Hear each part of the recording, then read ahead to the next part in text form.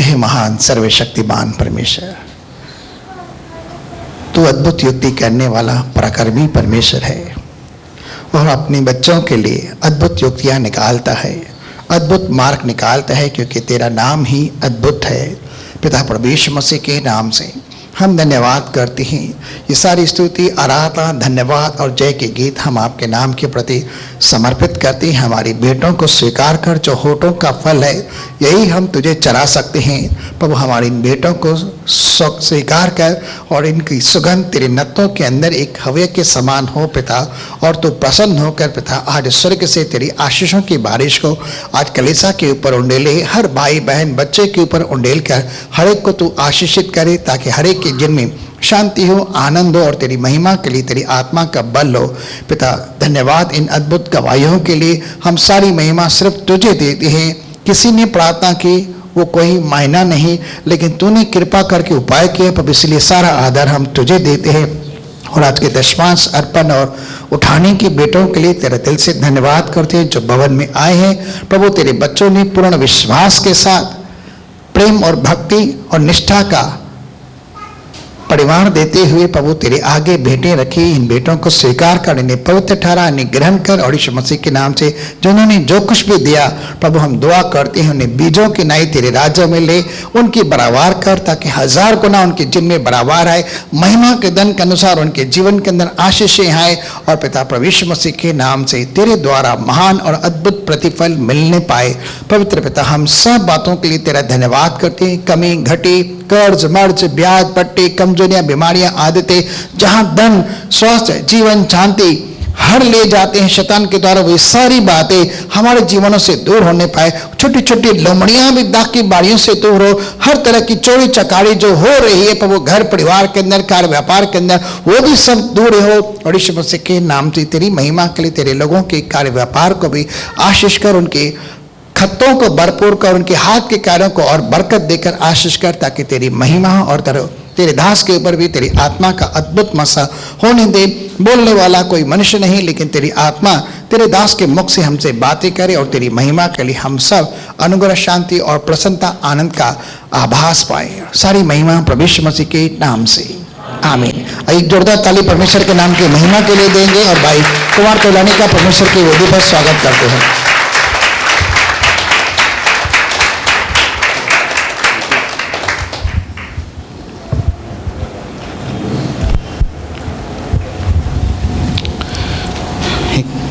बात कहते हैं, एक प्रचारक परमेश्वर का वचन लेकर आता है और एक आराधक परमेश्वर की उपस्थिति को लेकर आता है। तो परमेश्वर का धन्यवाद हो आज की आराधना के लिए। सचमुच परमेश्वर का वचन कहता है युद्ध उसका ही है। परमेश्वर में जय के उत्सव में ले चलता है। हमारे जीवन के सारे जितने भी युद्ध हैं, समस्याएं हैं, समाधान परमेश्वर के पास पहले से ही है। रोमियो की पुस्तक 15वां अध्याय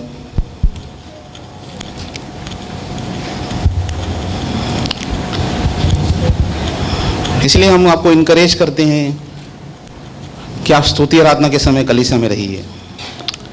भाई ने गीत गाया, यीशु तेरी आराधना बंधनों को तोड़ती है। ये सत्य बात है।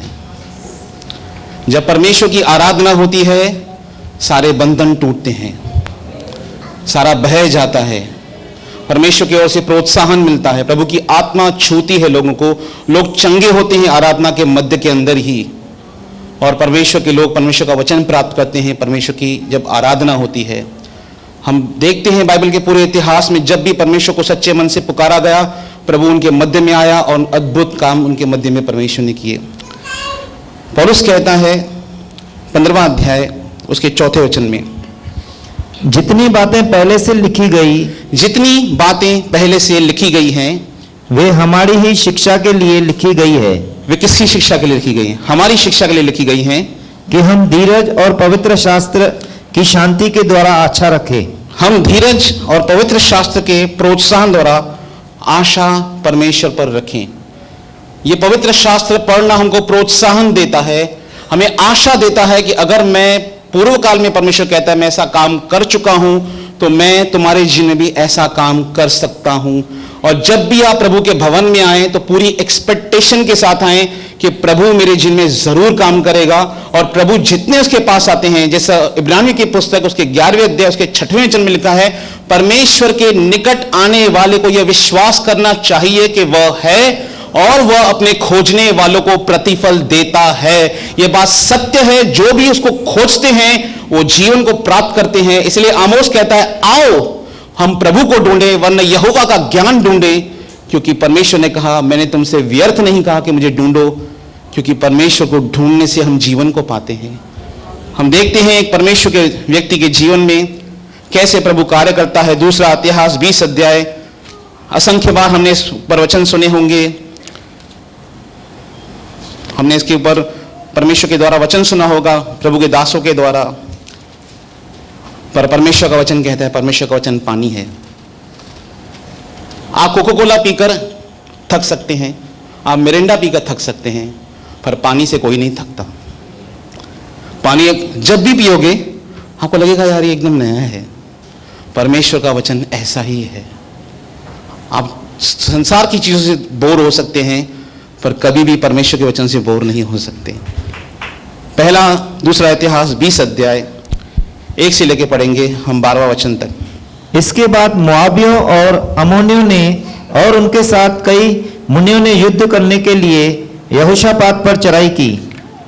तब लोगों ने आकर यहोशापात को बता दिया कि ताल के पार से एदोम देश की ओर से एक बड़ी भीड़ तुझ पर चढ़ाई कर रही है।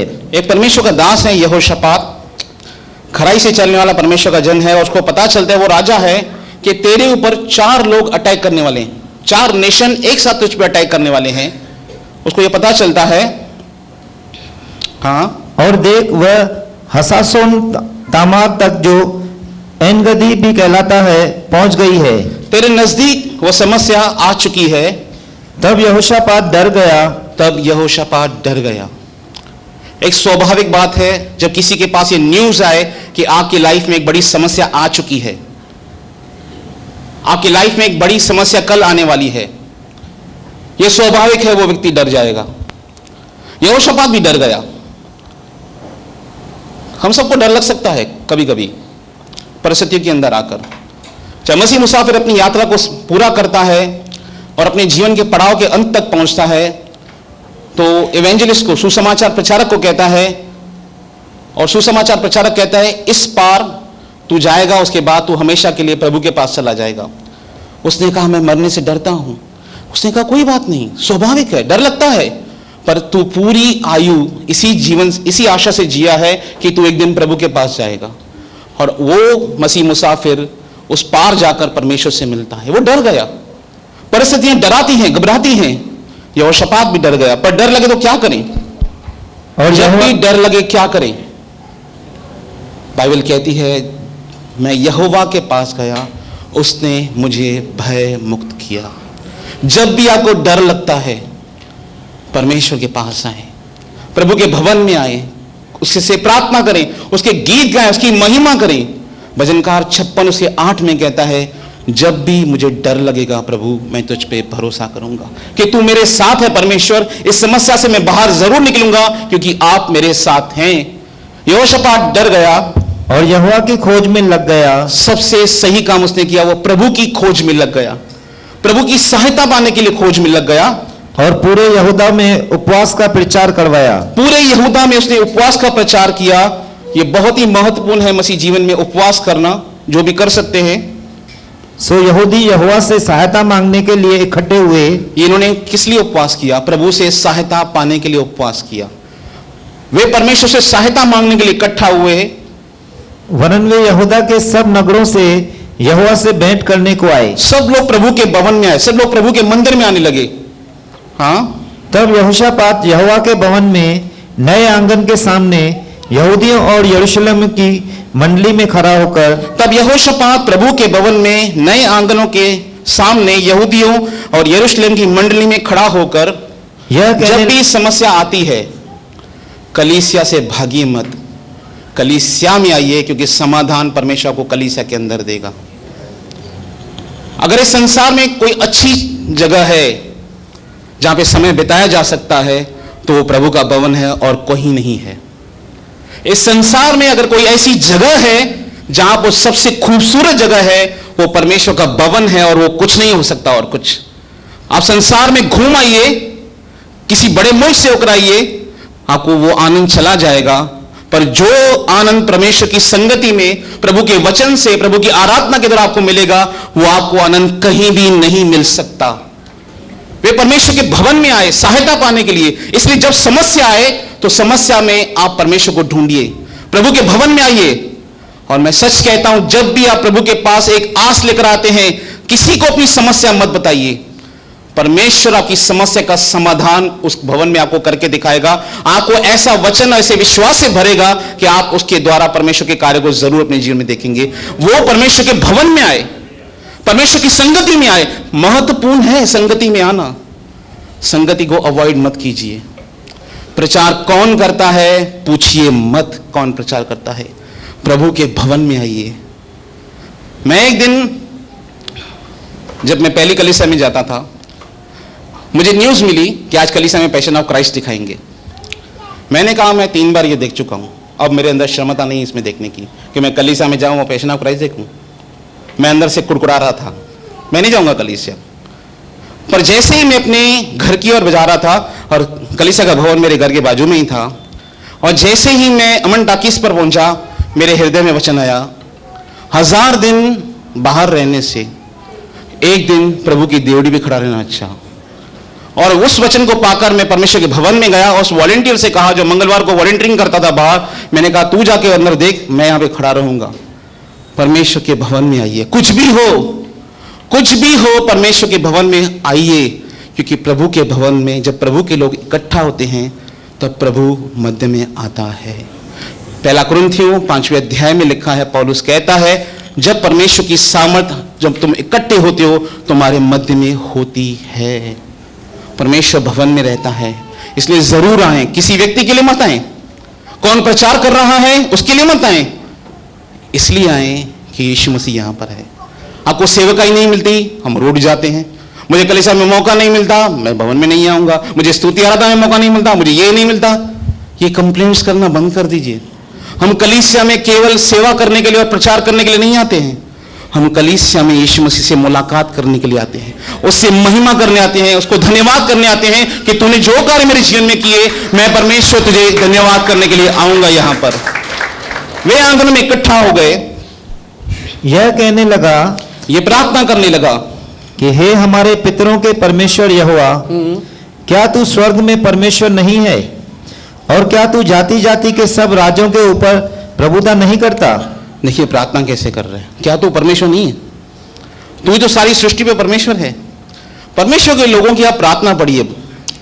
एक दास परमेश्वर को बोलता है, क्या परमेश्वर अनुग्रह करना भूल गया? परमेश्वर को चैलेंज कर रहा है कि प्रभु तू अनुग्रह करना भूल गया है क्या, कि हम पे हमारे लाइफ में काम नहीं कर रहा? लिखा है, प्रभु को उसके वचन स्मरण दिलाओ। क्या तू परमेश्वर नहीं स्वर्ग में? क्या तू जाति जाति के ऊपर, राज्य के ऊपर प्रभुता नहीं करता? वो परमेश्वर को स्मरण करा रहा है, तू ही तो है। और क्या तेरे हाथ में ऐसा बल और पराक्रम नहीं है? क्या तेरे हाथ में ऐसा बल और पराक्रम नहीं है कि तेरा सामना कोई नहीं कर सकता? आपका सामना कोई नहीं कर सकता। प्रभु, वो प्रभु को प्रभु के बारे में बता रहा है। बहुत से लोग प्रभु को ऐसी बात बताते हैं जैसे प्रभु को कुछ मालूम ही नहीं है। ये तो प्रभु को प्रभु की बातें बता रहे हैं। बहुत से लोग प्रभु को बताते हैं, ऐसा संसार में हो रहा है प्रभु, और प्रभु बोलेगा मुझे तो कुछ पता ही नहीं है। हाँ, हे हमारे परमेश्वर, हे हमारे परमेश्वर, क्या तूने इस देश के निवासियों अपनी प्रजा इज़राइल के सामने से निकालकर इन्हें अपने मित्र इब्राहिम के वंश को सदा के लिए नहीं दे दिया? वो परमेश्वर को परमेश्वर की वाचा स्मरण करा रहा है कि परमेश्वर तूने अब्राहम को यह देश दिया था, अब देख क्या हो रहा है हमारे साथ। तूने अपने मित्र को यह देश दिया था, हाँ, वे इसमें बस गए, हम लोग इसमें बस गए, और इसमें तेरे नाम का एक पवित्र स्थान बनाकर कहा, उन्होंने तेरे नाम का पवित्र स्थान जहां पर मंदिर है बनाकर कहा कि यदि तलवार, यदि कोई बीमारी, तलवार या मड़ी, कोई बीमारी अथवा अकाल आएगा, और कोई विपत्ति हम पर पड़े, अगर कोई विपत्ति हम पर पड़े, तो भी हम इसी भवन के सामने और तेरे सामने तेरा नाम तो इस भवन में बसा है। खड़े होकर अपने कलेश के कारण तेरी दुहाई देंगे और तू सुनकर बचाएगा। अगर बीमारी आई, अगर तलवार चली, अगर अकाल आया, कोई समस्या आई प्रभु, तो भी हम भवन में आएंगे प्रभु। समस्या कितनी भी क्यों नहीं हो प्रभु, हम समय पर आएंगे प्रभु। हम तुझे धन्यवाद देंगे प्रभु। आप भजन संहिता में पढ़िए, कितनी बार भजनकारों ने परमेश्वर को धन्यवाद दिया उनकी विपरीत परिस्थितियों के अंदर। भजनकार 42 में कहता है, हे मेरे मन तू क्यों व्याकुल है, तू अंदर ही अंदर से क्यों गिरा जाता है, परमेश्वर पर आशा कर, वो मेरे मुख की चमक है, मैं फिर उसका धन्यवाद करूंगा। एक भजनकार कहता है, यह सब कुछ हम पर बीता, हम पर इतनी सारी विपत्तियां आई, तो भी हम तुझे नहीं भूले परमेश्वर, हम तेरा धन्यवाद करते रहेंगे। एक विश्वासी के अंदर एक क्वालिटी होनी चाहिए जो परमेश्वर देखना चाहता है कि वो हर परिस्थिति में प्रभु को धन्यवाद करे। चाहे वो सुख हो, चाहे वो दुख हो, वो धन्यवाद करेगा। सुख के समय हंसकर करेगा, दुख के समय रोकर कहेगा, पर करेगा वो परमेश्वर को धन्यवाद। जब अय्यूब की लाइफ में समस्या आती है, वो कहता है प्रभु ने दिया, प्रभु ने लिया, प्रभु का नाम धन्य है। हर समय बाइबल कहती है, हर समय प्रभु का धन्यवाद करो, क्योंकि तुम्हारे लिए परमेश्वर की मसीह यीशु में यही इच्छा है कि हम हर समय उसका धन्यवाद करें। और अब अमोनी और मोआबी और सैर के पहाड़ी देश के लोग जिन पर तूने इजराइल को मिस्र देश से आते समय चढ़ाई करने न दिया, और वे उनकी ओर से मुड़ गए और उनको विनाश न किया। तेरे लोगों को इन लोगों ने सताया। हाँ, देख वे ही लोग तेरे दिए हुए अधिकार के इस देश में से जिसका अधिकार तूने हमें दिया है, हमको निकालकर कैसा बदला हमें दे रहे हैं। देख प्रभु, हमारे दुश्मन कैसे आ रहे हैं हम पर चढ़ाई करने के लिए, हमें यहां से निकालने के लिए आ रहे हैं। भजन का दाऊद कहता है, मेरे शत्रु कितने हैं, वे मेरे सिर के बालों से भी अधिक हैं। कितने शत्रु थे उसके, और वो कहता है जब भी मैं प्रभु को पुकारूंगा मेरे शत्रु उल्टे फिरना शुरू हो जाएंगे। जब हम परमेश्वर का नाम पुकारते हैं हमारे शत्रु उल्टे फिरते हैं। बहुत से लोग कहते हैं वचन को कोट करो परिस्थिति के अंदर। मुझे एक दिन ये बात परमेश्वर ने मुझे स्मरण दिलाई, अगर इस परिस्थिति में, किसी भी परिस्थिति के अंदर आपको वचन याद नहीं आ रहा कि इस परिस्थिति में मैं कौन सा वचन बोलूं, चंगाई के समय कौन सा वचन बोलूं, शैतान का सामना कर रहा हूं तो क्या वचन बोलूं, मुझे वचन स्मरण नहीं आता, पर आपने केवल एक शब्द बोला, यीशु। ये पर्याप्त है, क्योंकि यीशु ही परमेश्वर का वचन है। जब आप यीशु बोलते हैं, आप पूरे पवित्र शास्त्र को कोट करते हैं, चाहे बीमारी के सामने, चाहे गरीबी के सामने, चाहे मानसिक समस्याओं के सामने। जब आप यीशु नाम का उपयोग करते हैं, तब आप सारे बाइबल को एक साथ कोट करते हैं, क्योंकि यीशु ही परमेश्वर का वचन है। शायद आपको वचन स्मरण नहीं हो, बहुत से लोगों को वचन स्मरण नहीं आता, उनकी समस्या इनको वचन स्मरण नहीं आता, पर एक नाम हम स्मरण कर सकते हैं, यीशु नाम। यीशु नाम को बोलिए, क्योंकि बाइबल में लिखा है जो कोई प्रभु का नाम लेगा वह अधर्म से बचा रहेगा, जो कोई प्रभु का नाम लेगा वह उद्धार पाएगा। यीशु नाम ही पर्याप्त है सारी समस्याओं के मध्य में उन विपत्तियों का सामना करने के लिए। यीशु नाम वचन स्मरण है, परमेश्वर का धन्यवाद। पर परिस्थिति में आकर घबरा जाते हैं, कुछ समझ नहीं आ रहा मैं क्या करूं, यीशु नाम पुकारिए। पतरस ने क्या कहा, हे प्रभु मुझे बचा। कोई वचन कोट किया नहीं, पर यीशु को पुकारा और यीशु ने उसकी सहायता की। आगे बढ़ेंगे। हे हमारे परमेश्वर, हाँ, क्या तू उनका न्याय न करेगा? यह जो बड़ी भीड़ हम पर चढ़ाई कर रही है, उसके सामने हमारा तो बस नहीं चलता। हमारा बस नहीं चलता। समस्याएं कभी कभी जीवन में ऐसी आएंगी, आपका बस काम नहीं करेगा, आपकी सोच काम नहीं करेगी। किससे सहायता मांगूं, कहां जाऊं, किसको फोन करूं, क्या करूं, कुछ समझ में नहीं आ रहा। मेरा बस नहीं चलता इस समस्या के सामने। वो परमेश्वर के सामने समर्पण कर रहा है, सरेंडर कर रहा है। प्रभु मेरा बस नहीं चल रहा, मैं बड़े ही बहुत बड़ा राजा हूं, मेरे साथ बहुत सारे सैनिक हैं, असंख्य सैनिक मेरे पास हैं, लगभग 6 लाख सैनिक उसके पास थे उस समय। मेरा बस नहीं चल रहा है परमेश्वर, मेरे पास हथियार बहुत हैं, मेरे पास सैनिक बहुत हैं, सोर्सेस बहुत हैं परमेश्वर, पर ये 4 मुल्क आ रहे हैं, मेरा बस काम नहीं कर रहा, मेरी समझ काम नहीं कर रही। प्रभु मैं क्या करूं इस समस्या के मध्य में। बेहतरीन बात वो कहता है, जब भी समस्या में आए, कुछ समझ में ना आए, इस वचन को प्रभु से प्रार्थना में रखें, हे परमेश्वर क्या तू उनका न्याय नहीं करेगा? ये बड़ी भीड़ जो हम पर चढ़ाई कर रही है उसके सामने मेरा बस नहीं चलता, हमारा बस नहीं चलता, और हमें कुछ सूझता नहीं। हमें कुछ सूझता नहीं है। क्या नहीं सूझता? कि क्या करना चाहिए। क्या करना चाहिए? जिंदगी में ऐसे पड़ाव आएंगे जहां पर आपको कल क्या करना है आज आपको पता नहीं। समस्या कल आपके सामने खड़ी होगी, आप ये जानते हैं, पर मैं डिसीजंस क्या लूं कुछ समझ में नहीं आ रहा। उस समय प्रार्थना कीजिए, परमेश्वर का अदृश्य हाथ आएगा और आपको उस समस्या से बाहर निकालेगा। परमेश्वर से सहायता मांगिए, क्योंकि मनुष्य का छुटकारा व्यर्थ है। जब भी मेरा हृदय किसी मनुष्य पर आस रखता है कि मैं इस मनुष्य पे भरोसा रखूं, तब मैं अपने आप को एक ही वचन स्मरण कराता हूं, श्रापित है वह मनुष्य जो मनुष्य पे भरोसा करता है, धन्य है वह पुरुष जो प्रभु पर भरोसा करता है। अपने आप को याद कराइए, मैं किसी मनुष्य पे भरोसा नहीं करूंगा, मैं कल की चिंता नहीं करूंगा क्योंकि प्रभु मेरे साथ है। मैं चिंता करके अविश्वास नहीं करूंगा, मैं जानता हूं समस्या मेरे सामने है, मैं फाइनेंस के प्रॉब्लम में चल रहा हूं, समस्या मेरे लाइफ में है, पर मैं चिंता करके अविश्वास नहीं करूंगा, मैं विश्वास करूंगा, मैं परमेश्वर पर विश्वास करूंगा। और विश्वास करने वाले परमेश्वर की महिमा को जरूर देखते हैं। क्या कहता है?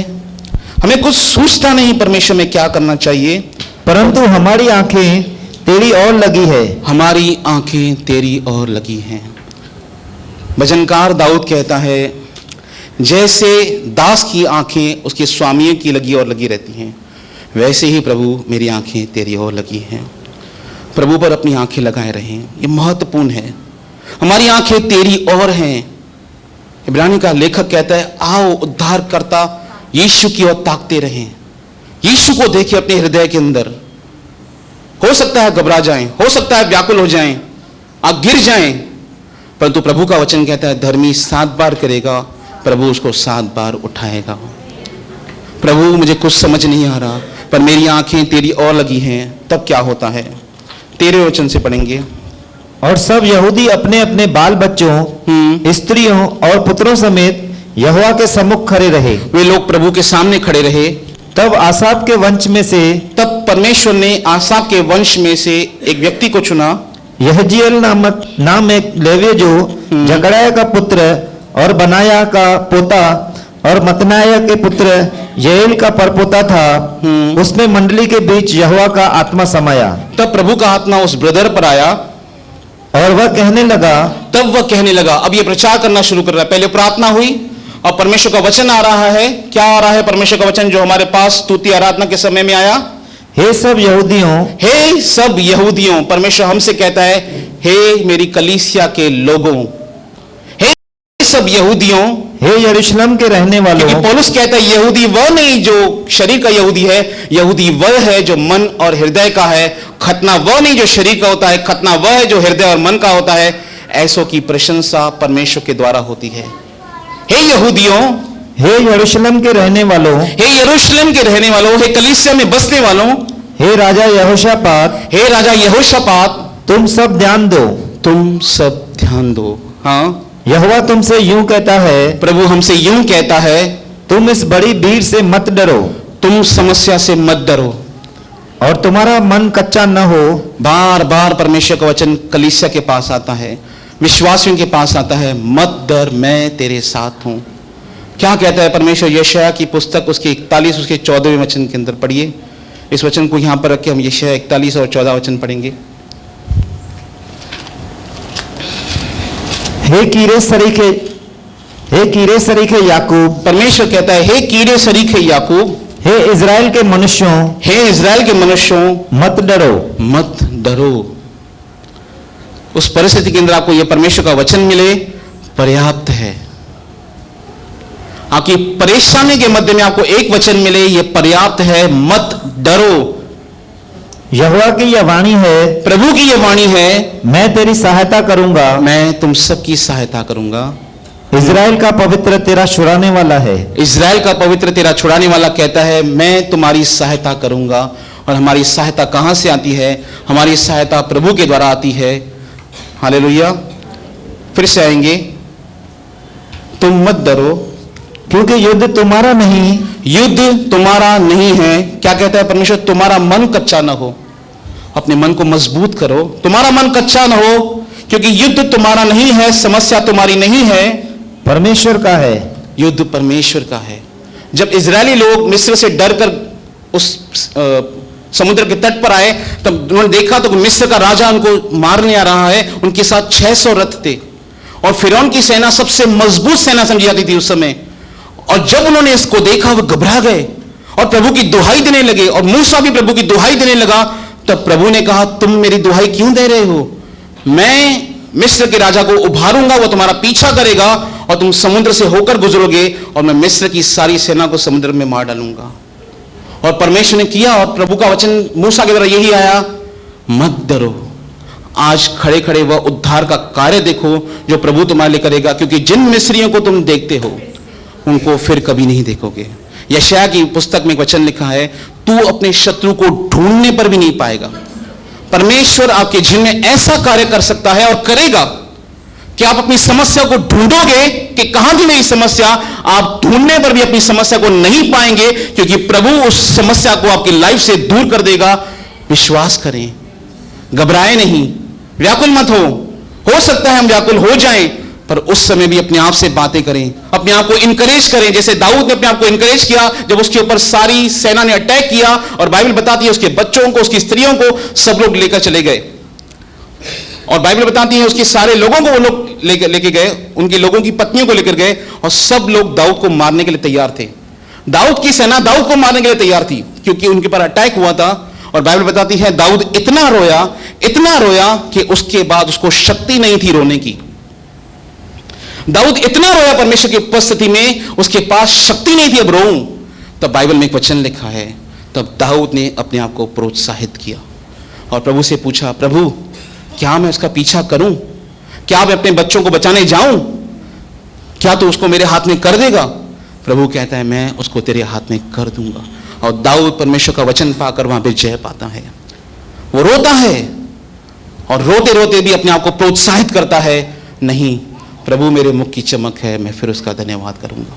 प्रभु मेरे जिन में जरूर कार्य करेंगे। आगे, कल उनका सामना करने को जाना, सामना करने के सिवा और कोई चारा नहीं है। एक प्रभु का दास कहता है, परमेश्वर ने सारे हथियार यहां के लिए बनाए हैं, पीछे के लिए कोई हथियार नहीं बनाया है। शैतान का सामना करने के अलावा कोई भी ऑप्शन नहीं है।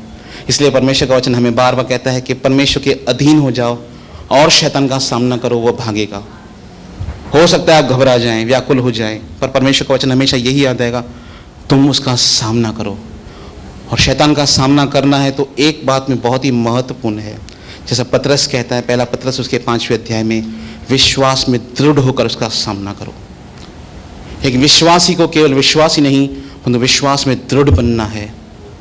परमेश्वर के वचन पर अपनी पूरी नींव डालनी है, परमेश्वर के प्रेम पर पूरा विश्वास करना है, अंगीकार करना है परमेश्वर के प्रेम को, प्रार्थना करनी है परमेश्वर से सहायता पाने के लिए। और मैं परमेश्वर से हमेशा प्रार्थना करता हूं, मैं एक चीज आपसे वरदान मांगता हूं, परमेश्वर मुझे किसी चीज की जरूरत नहीं है आपसे, मुझे एक चीज की जरूरत है आपसे, मुझे ईमान में मजबूत बनना है, मुझे विश्वास में दृढ़ बनना है, ताकि मैं सारी समस्याओं का सामना कर सकूं।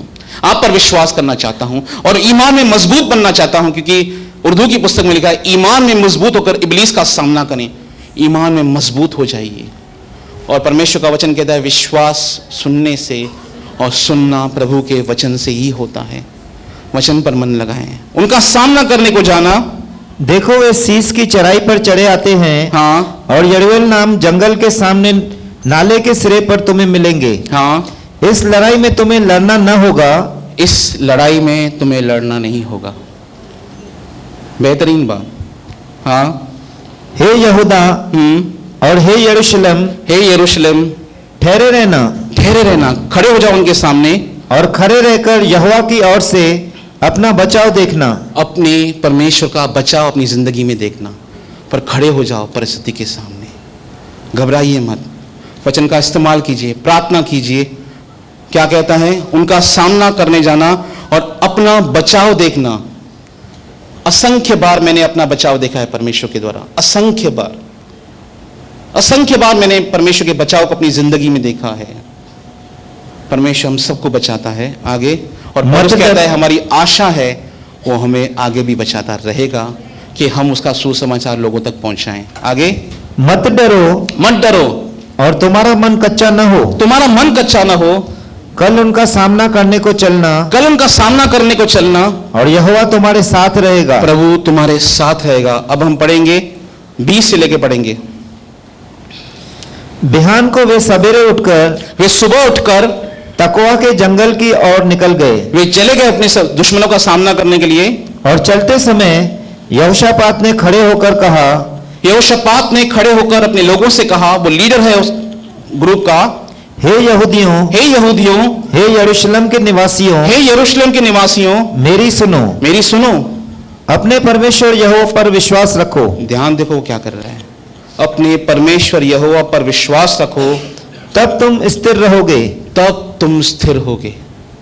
अगर आपको मसीह में स्थिरता चाहिए, आप परमेश्वर की सुनिए, वो मसीह में हमको स्थिर करता है। पौलुस कहता है रोमियो उसकी पुस्तक 11वें अध्याय में, हमारा गिरना, हमारा स्थिर रहना हमारे परमेश्वर से संबंधित है। परमेश्वर के साथ अपना रिलेशन रखें, परमेश्वर के साथ सहभागिता रखें, उसके साथ संगति करें। जब तुम उस पर विश्वास रखोगे तब तुम स्थिर रहोगे। उसके नबियों की प्रतीति करो, जो परमेश्वर का नाम से तुमको वचन सुनाते, तुम उनकी प्रतीति करो, तब तुम कृतार्थ हो जाओगे, तब तुम जयवंत हो जाओगे अपने जीवन के अंदर। तब उसने प्रजा के साथ सम्मति करके कितनों को ठहराया, हाँ, जो कि पवित्रता से शोभामान होकर हथियारबंदों के आगे आगे चलते हुए यहोवा के गीत गाएं और यह कहते हुए उसकी स्तुति करें। जो काम उनको युद्ध के बाद करना था वो युद्ध के पहले कर रहे हैं।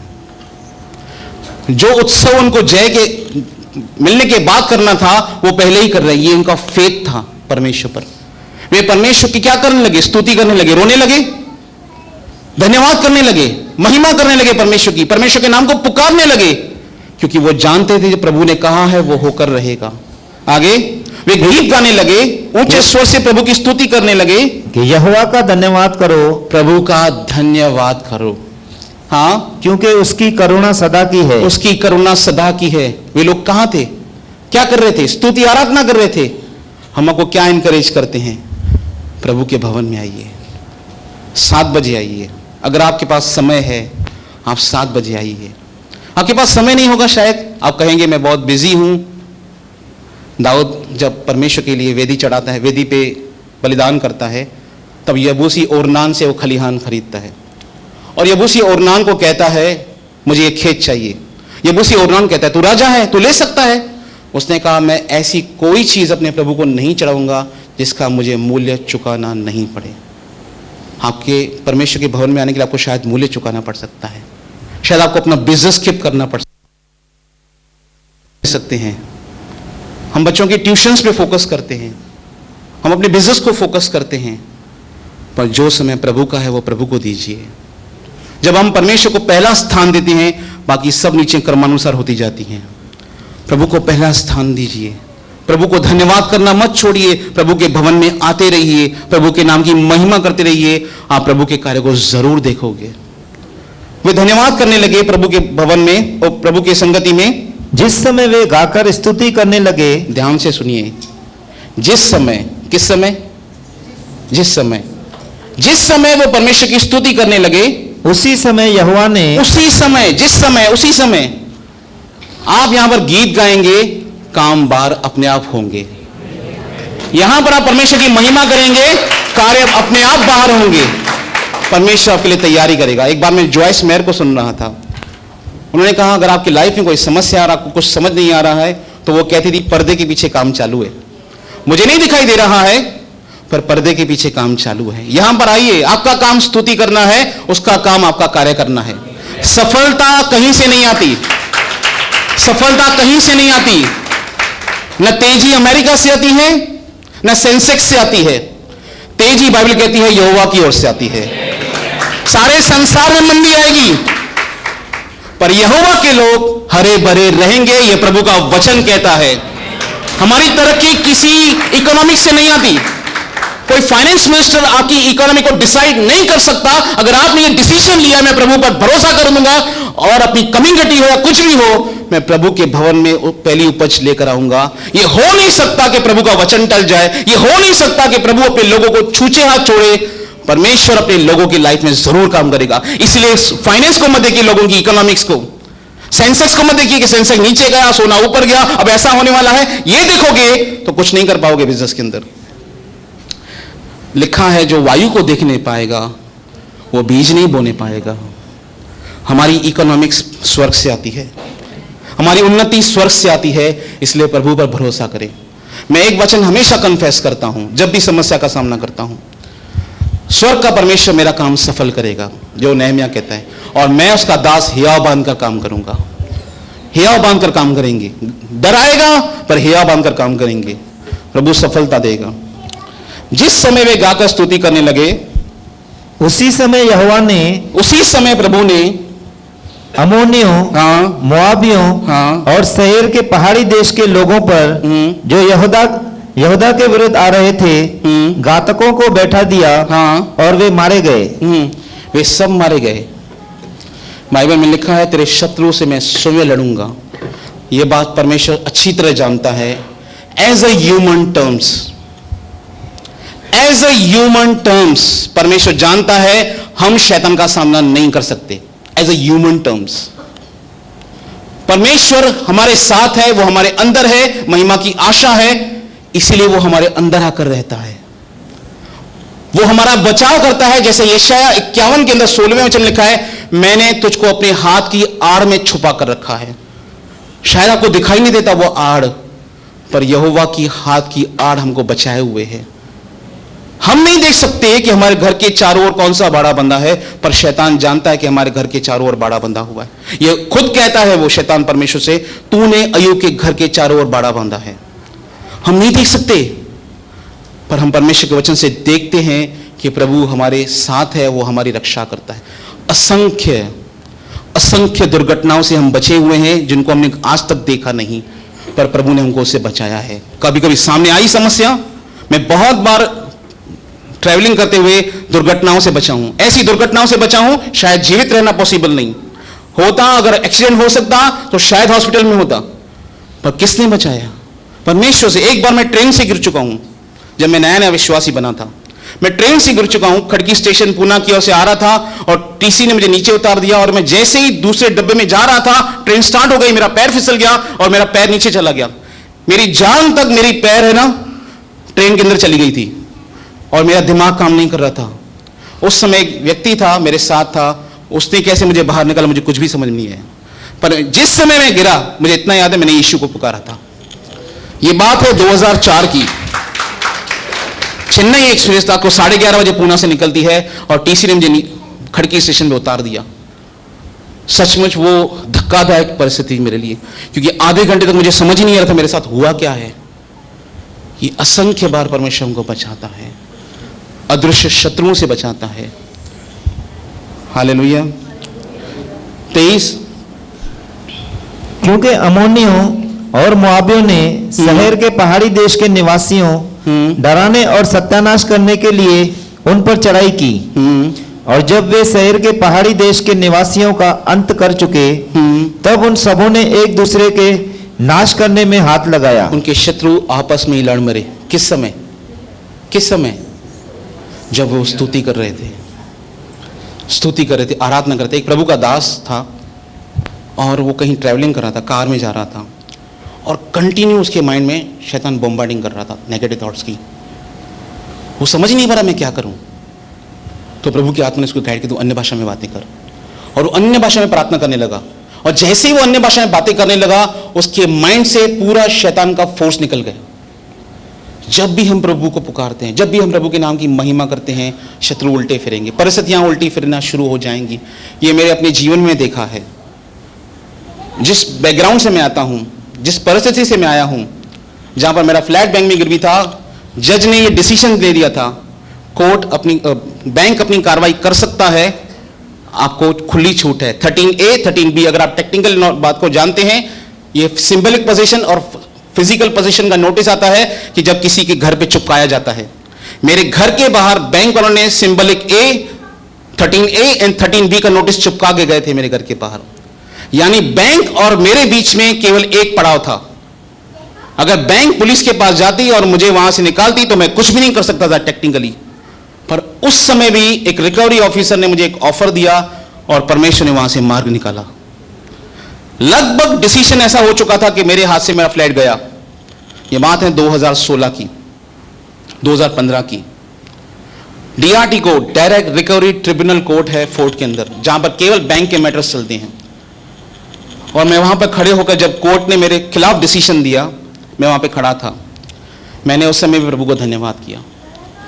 परमेश्वर ने मुझे कहा था कि तू इसी फ्लैट में रहेगा, पर ऐसा लग रहा था हाथ से चीज जा रही है। आपको किसी चीज की प्रतिज्ञा मिली हो और आपको दिखाई दे कि वो मेरे हाथ से जा रही है, वो परिस्थिति मेरे लिए ऐसी थी। फिर भी मैंने निर्णय लिया, मैं परमेश्वर का धन्यवाद करूंगा, मैं कुड़कुड़ाऊंगा नहीं, मैं संसारी चीजों पर मन नहीं लूंगा, मेरा प्रभु सच्चा है, मैं उस पर विश्वास करूंगा। दूसरे दिन मुझे रिकवरी ऑफिसर ने फोन किया और कहा कि हम उनको एक लास्ट ऑफर देते हैं, एक्सेप्ट है तो आओ बात करने के लिए। मैं प्रभु का धन्यवाद करने के लिए वहां पे चला गया और सेटलमेंट करके आया। और प्रभु ने मुझे मेरे फ्लैट को, जो मैं समझता हूं 1997 से बैंक में गिरवी था, परमेश्वर ने 2016 में उस फ्लैट को फ्री करवाया। जब मैं प्रभु के पास गया 2003 में, बहुत से लोग बोलते हैं तो शाम मिलो, अच्छा ताए प्रार्थना में जल्दी कम किए दो, घरणी में ताए कम थी हो, ऐसे सवाल लोग बहुत से पूछते हैं, कितने दिन में तुम्हारा काम हुआ। मैं 2003 में यीशु मसीह के पास आया, एक प्रार्थना लेकर आया था। कौन सी? मेरा फ्लैट बैंक में गिरवी है, मुझे ये फ्लैट वापस चाहिए, प्रभु के सेवा। और मैं यीशु मसीह का विरोधी, मैं यीशु मसीह के बारे में बोलता था, ये अपने आप को नहीं बचा सका, मुझे क्या बचाएगा, ये अंग्रेजों का भगवान है, मुझे नहीं चाहिए ये अंग्रेजों का भगवान, मेरे पास बहुत सारे हैं, मैं नहीं विश्वास करूंगा इस अंग्रेजों के भगवान पर। ऐसे बोलता था मैं यीशु मसीह के बारे में। पर 2003 में मैं यहां पर आया प्रार्थना पे। 2004 दिन मुझे याद नहीं, आप गूगल पे जाके सर्च कर सकते हैं। मेरे पास रात को 10:30 बजे मैसेज आया, जिस बैंक का मुझ पे लोन था, मराठा मंदिर कोऑपरेटिव बैंक, आप लिख सकते हैं, गूगल पे सर्च कर सकते हैं। ये बैंक डूब गया। मैंने कहा डूब गया? उसी समय मैंने सहारा समय चैनल चलाया और देखा कि उसके NPAs, नॉन परफॉर्मिंग एसेट्स बढ़ गए हैं और RBI ने इस पर ताला लगाया है। मैंने कहा जिस बैंक का मुझे डर था वो बैंक ही बंद हो गई, और अभी तो मुझे पैसे चुकाने नहीं पड़ेंगे, टेंशन ही नहीं मुझे। पर 2009 में उसको सारस्वत बैंक ने टेक ओवर किया। 2012 में मेरे पास नोटिस आना शुरू हुए और मैं उल्लासनगर के सबसे बड़े धनी व्यक्ति के पास गया जिसकी उस बैंक में बहुत होल्ड है। अगर वो डिसीजन दे ना, बैंक के चेयरमैन को बोले, तो उसका बैंक का चेयरमैन उसे ना नहीं बोलेगा। और उस बैंक की हेड ऑफिस है, सारस्वत बैंक की हेड ऑफिस है प्रभा देवी सिद्धिविनायक मंदिर के पीछे। आप उसकी ऑफिस देखिए, मैं समझता हूं कम से कम अशोक अनिल टाकीज कम से कम 4 आ जाएंगे, इतनी बड़ी उनकी ऑफिस थी। और वहां के रिकवरी ऑफिसर जब मुझसे बातें करते थे मुझे बड़ा डर लगता था, उनसे बात कैसे करूं, मैं 10th फेलियर, वो एजुकेटेड लोग, मैं उनसे बात कैसे करूं। पर परमेश्वर ने कार्य किया। मेरी एजुकेशन ने मुझे नहीं बचाया, मेरी सोर्सेस ने मुझे नहीं बचाया, परमेश्वर के वचन से मैं बचा हूं। परमेश्वर का वचन मुझे होशे की पुस्तक से मिला था, वे मिस्र से थरथराते हुए आएंगे और अशूर से थरथराते हुए आएंगे और मैं उनको उन्हीं के घर में बसा दूंगा। यहोवा की यह वाणी है। होशे 11:11 में यह वचन लिखा हुआ है। प्रभु के वचन मुझे हिम्मत देते थे और प्रभु ने 2016 में, फरवरी की 2016 में मुझे बैंक से छुटकारा दे दिया, कर्जे भर दिए वहां पर, और प्रभु ने मुझे वहां से मुक्ति दे दी। पर समस्या यहां पर नहीं रुकती, समस्या आती रहती हैं, पर समस्या आएंगी, समस्या के बाद परमेश्वर का वचन भी आएगा, मैं तुम्हारे साथ हूं।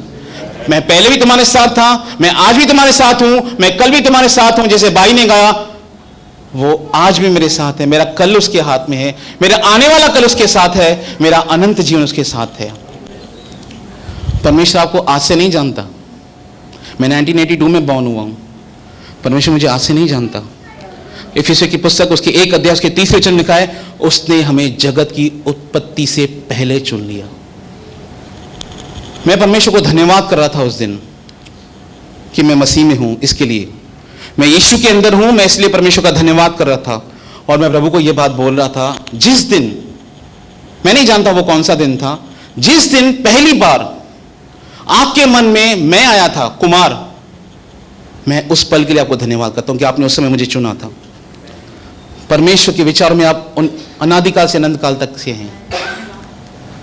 हम बहुत बार क्यूरियोसिटी होती है कि आदम से पहले क्या था। आदम से पहले आप परमेश्वर के मन में थे। वो कहता है उत्पत्ति से पहले उसने हमें चुन लिया। जगत की उत्पत्ति से पहले उसने यीशु को घात कर दिया था अपने मन के अंदर कि मैं इनको चुनूंगा। हम परमेश्वर के चुने हुए हैं।